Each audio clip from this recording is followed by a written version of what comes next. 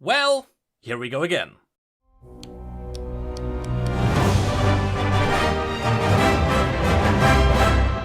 Everyone was aware that Riot was probably going to release a cinematic just like they have at the beginning of Season 9. I was a bit skeptical because they just released a cinematic for Senna, and I thought their resources were already spent. But here we are now.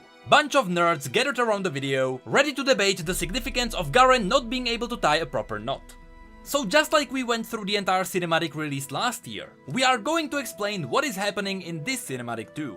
But this time, we know the cinematic is tied to the story. Last time it was only a speculation. So now that we know there is a connection, we should only wonder about to what degree is the cinematic canon. But enough dilly-dallying, I know you're all hungry for information, so let's get started. The cinematic begins with a shot of a Demacian castle in the northern mountains. We know this is still in Demacian territory because the castle has Demacian architecture. If it was outside Demacia, it would have to be a barbarian outpost that was overtaken by Demacians. Don't worry, there is a reason why I'm talking about this nonsense.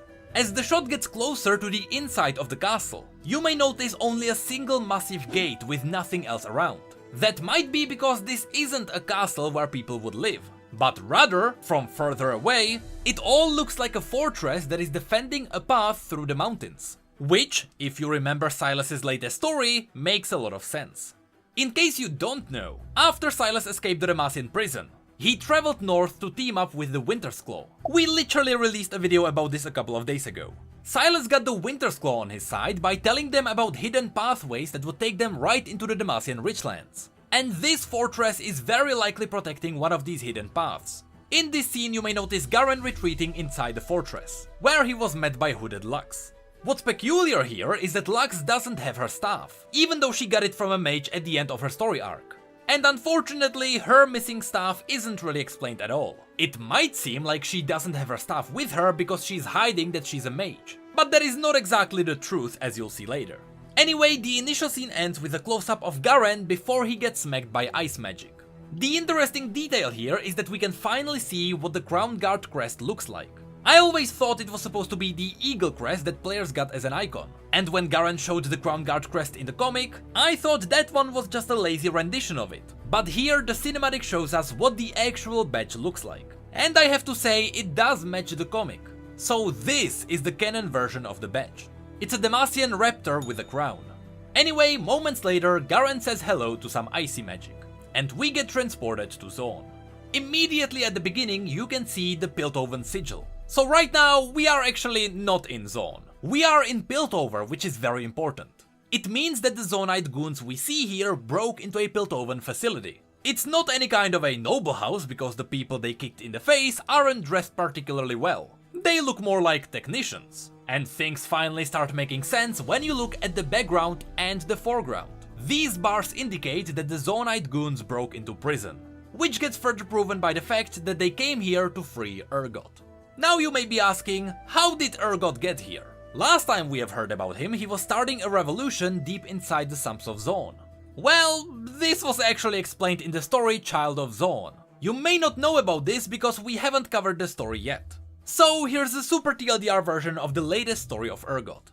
As Urgot convinced more and more people that Piltovans are weak, and that they are prisoners of wealth and weapons that give them temporary power. As a side effect, he slowly started his own religion.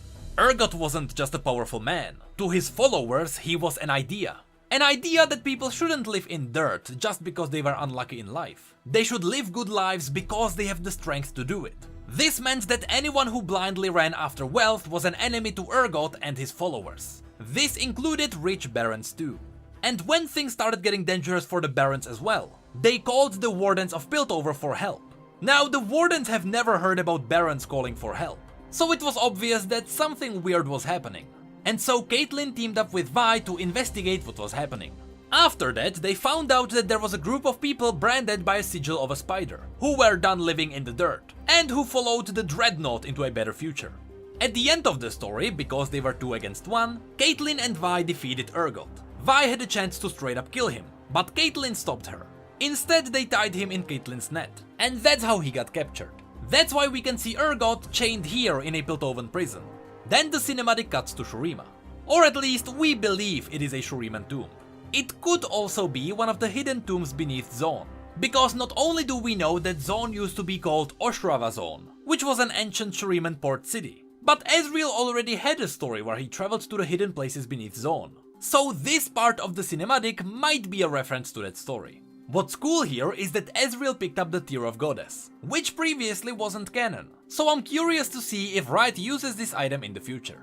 Of course, after Ezreal takes the artifact, it activates a defense mechanism, which in this scene is a swarm of voidlings. Interestingly enough, in the story where Ezreal traveled beneath Zone, he also released a swarm of weird insects. So again, this might be a reference to Oshrava Zone. But I still believe this is Shurima, because later there will be a character hinting towards it. Next we cut back to the Demacian castle. It turns out the magic that blew Garen away did come from Sylas, which makes things super cool. Because this also proves that this castle is protecting a hidden pathway to Demacia. That's the reason why Sylas came here. He promised it to the Wintersclaw tribe. Which is also why we can see a bunch of Wintersclaw warriors rush in from behind him. Then there is another cut back to Ezreal. As he blinks over the voidlings, you can see light in front of him, which would suggest that's the exit. The thing is, I don't think this kind of light would be present in the depths of Zone. So once again, it's a hint that we are in Shurima right now. One thing I didn't previously mention were the two statues next to Ezreal. These are statues of the Emperor's Guard, aka the soldiers Azir can summon in the game. But these statues can be present anywhere in Shurima's territory. And as the defense mechanism locks Ezreal in, suddenly we are back in Zone. Or Piltover. Here I'm sad that Riot missed out on a clever detail. Urgot's followers are supposed to be branded with the mark of a spider. And I don't think any of these have that mark on them. So either Riot missed out on a cool detail, or these goons were mercenaries paid to free Urgot. Either way, as the first one gets captured in a net, we get a shot of Caitlyn. I don't know if this was intentional, but this scene heavily reminds me of her splash art. But then, as Vi steps in from the shadows, we get a scene where the music legitimately gave me chills.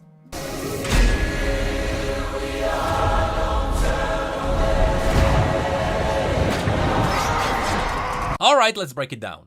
In this battle, we got some references to Riot's concept art of the Freljordian weapons. The main guy in the front is holding the middle sword of this concept piece, and the guy at the back is holding the concept blade next to it. It is cool to see that Riot is staying true to all the concepts and rules they laid down.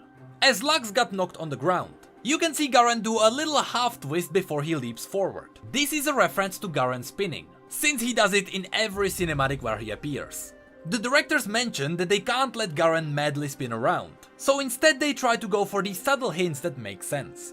Anyway, as Garen leaps forward, he draws his blade and he's met by Sylas's shackles. And if you know how Sylas's shackles work, you know that means trouble. Then it cuts back to Piltover, where Vi is about to punch some faces.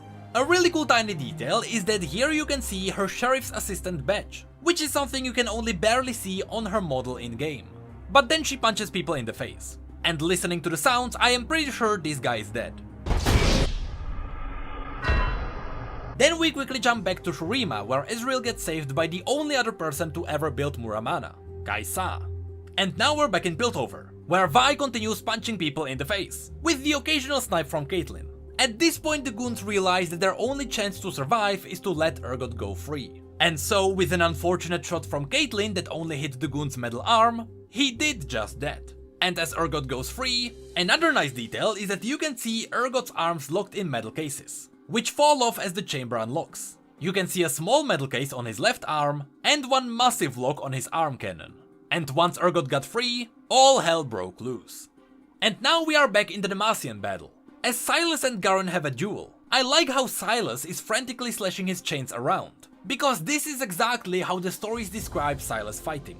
And as always, his battles end with his chains being wrapped around someone's limbs. And then Garen went flying.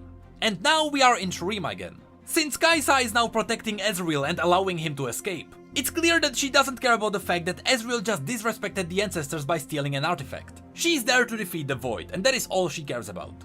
What's cool about this is that if this is canon, then Ezreal is one of the few who witnessed Kai'Sa in battle. And I wonder if this gets referenced in Project F. Meanwhile, back in Demacia, a Wintersclaw shaman got slammed into the ground, and the staff he held now flew towards Lux. Now, again, in this battle, Lux doesn't have her staff, which she is supposed to have. And although the staff that fell before her looks very similar to hers, it's a different staff which becomes obvious once you put them next to each other. Also, this one has shards of ice in it. Now let me confirm for you that this is not true ice, because if it was, the moment Lux would pick it up, she would die. And now we're back in Piltover, where Urgot is using his ultimate. He managed to hit Vi's glove, which she was able to sacrifice. People need to realize that Vi's gloves are not actually part of her. Again, this was shown in the story that led to this cinematic. Then we get back to Demacia, where we have one of the cooler scenes. Because Silas got a couple of hits on Garen's sword and armor, he managed to absorb some of the magic that was stored in Garen's armor, which normally would be any kind of magic Garen faced in the past. But because Silas is using light, things get even more interesting. We know that Garen himself isn't a mage, and we know that in the past Demacia was united under the aspect of Justice, who was able to smite down the enemies of Demacia with a rain of holy blades. So now, when Garen shouts Justice in game, the giant sword that comes down isn't actually his magic. It is the power of the aspect of Justice answering his call. So if Silas is able to summon a holy sword of his own, that means that Garen had to be blessed by the aspect at least once in his past. Otherwise, Silas wouldn't be able to draw from its power. I wouldn't consider this 100% canon, because in the stories Garen never actually summoned a holy blade from the heavens, but it's a really cool reference to what is happening with holy magic. Then there are a couple of cuts between all the different places, where all the characters weigh their options. And it starts with Ezreal, who wouldn't let the stranger just die for him. So he drops the Tear of Goddess entirely, and he empowers the Glove of Nezuk, which is what his gauntlet is called. After that, Lux force grips the staff somehow, and now you know why it can't be a true ice weapon. If it was, she would be dead. More importantly, she uses the staff to summon a beacon of light. Which means that she publicly revealed that she is a mage, which is interesting, because as you'll see, none of the warriors around, nor Garen, care that she is a mage. They are obviously aware of it, and they stand behind her nonetheless. Which means that Garen might actually lead his own squad of warriors who don't blindly capture mages. Then we get even more action shots where Ezreal saves Kai'Sa, Caitlyn and Vi defeat Urgot once again, which means that he's going back to prison. And at the very end, the beacon Lux summoned signaled Galio, who was able to come and help his friend. And this is what I was talking about before. When Galio drops in, none of the warriors are surprised. So the Demacians already knew about him, which again makes me think that Garen and Lux have a squad of trusted Demacians who are not afraid of magic, and they fight for real justice. And also, in the video we released like 2 days ago, I mentioned it would be cool to see Galio face the ancient frost magic. And here it is. You need to remember that Galio is still a legend.